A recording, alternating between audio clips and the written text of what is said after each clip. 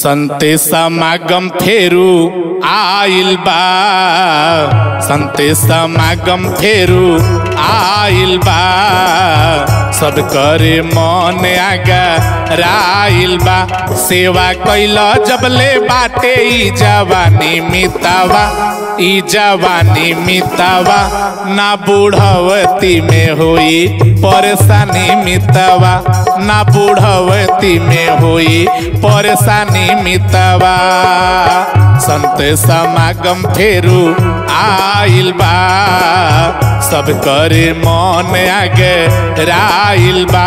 सेवा कैला जबले बाटे ई जवानी मितावा, ई जवानी मितावा, ना बूढ़वती में हुई परेशानी मितावा, ना बूढ़वती में हुई परेशानी मितावा।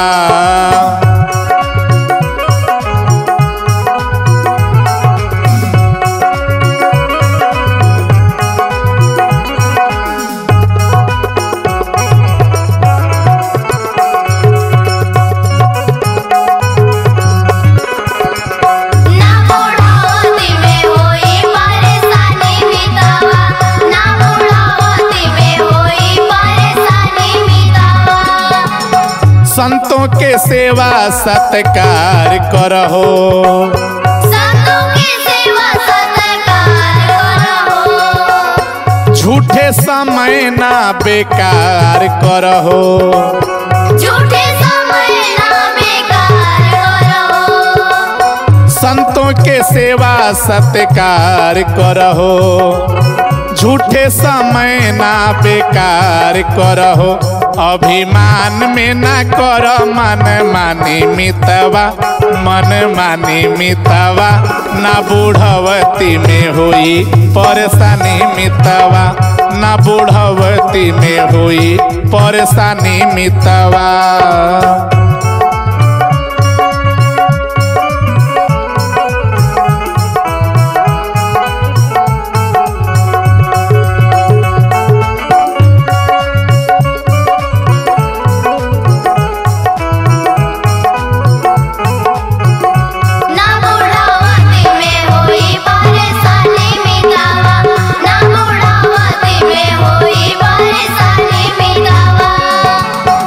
नर में नारायण के दीदार करहो, नर में नारायण के दीदार करहो, मानव मानव से प्यार करहो, मानव मानव से प्यार करहो।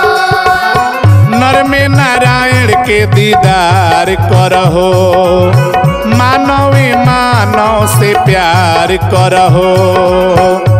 जे पियासल बा पियावो के पानी मितावा, ओहो पानी मितावा, ना बूढ़वती में हुई परेशानी मितावा, ना बूढ़वती में हुई परेशानी मितावा।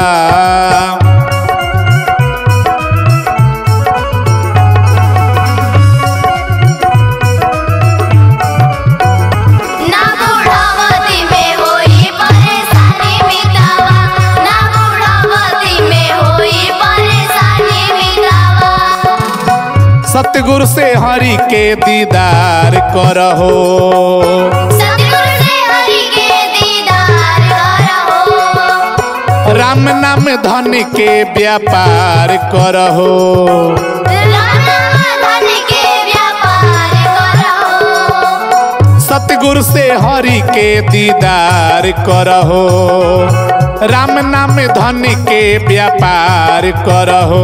राजू हरि भजन कर नाना दानी मितावा, नाना दानी मितावा, ना बूढ़वती में हुई परेशानी मितावा, ना बूढ़वती में हुई परेशानी मितावा। संत समागम फेरू आइल बा, सब करे मन आगा राइल बा।